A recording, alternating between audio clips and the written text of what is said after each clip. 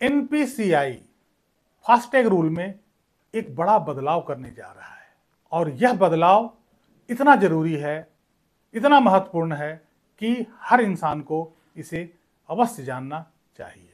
2016 जब से सरकार ने फास्टैग को लाया है, तब से बीच बीच में इसमें कुछ न कुछ बदलाव होता रहा है ताकि इसे अधिक सुविधाजनक बनाया जा सके और इसका पूरा लाभ मिल सके। इसी उद्देश्य से इस बार भी एक बड़ा बदलाव करने का निर्णय लिया गया है और यह 17 फरवरी यानी आज से यह लागू होने जा रहा है। नमस्कार, इस अंक में आप सभी का बहुत बहुत स्वागत है। एनपीसीआई मतलब national payment corporation of India ने फास्टैग के रिचार्ज रूल में एक बड़ा परिवर्तन लाया है और वो परिवर्तन ये है कि आपको अपने फास्टैग का बैलेंस को मेंटेन करना होगा। आप टोल बूथ के पास जाकर के अपने फास्टैग को रिचार्ज नहीं कर सकते हैं। यदि आपके फास्टैग में बैलेंस कम है, आप टोल बूथ पे पहुंच गए हैं, तो वहां पे जाकर आप रिचार्ज नहीं कर सकते हैं। यदि ऐसा हुआ तो आपका फास्टैग ब्लैक लिस्ट में कर दिया जाएगा और आपसे दुगना टैक्स वसूला जा सकता है।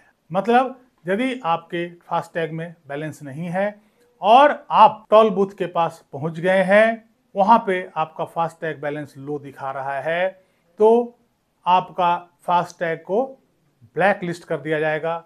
वहां पे जुर्माना के तौर पर आपसे दुगना टैक्स वसूला जा सकता है।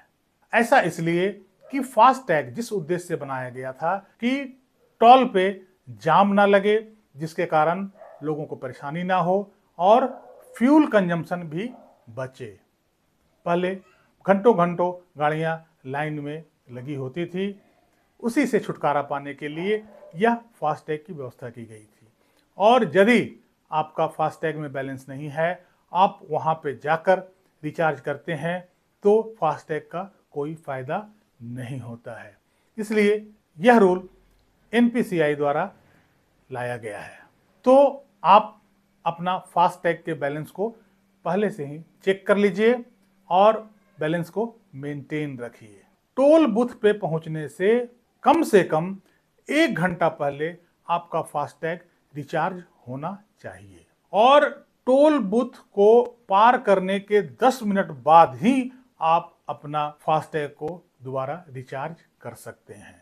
मतलब कि यदि पहला टोल आपको मिला, उसके 1 घंटा पहले आपके फास्टैग में रिचार्ज होना चाहिए। टोल पार करने के बाद यदि आपको लगे कि आपका फास्टैग में बैलेंस कम है और आगे भी टोल है, तो आप टोल पार करने के 10 मिनट बाद अपना फास्टैग को रिचार्ज कर लीजिए, नहीं तो आपका फास्टैग ब्लैक लिस्ट कर दिया जाएगा।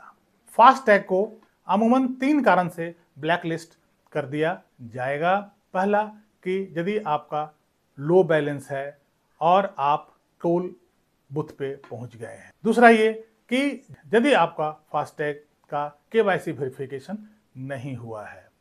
और तीसरा कि यदि आपके फास्टैग में व्हीकल का नंबर में कुछ गड़बड़ी आ रहा है।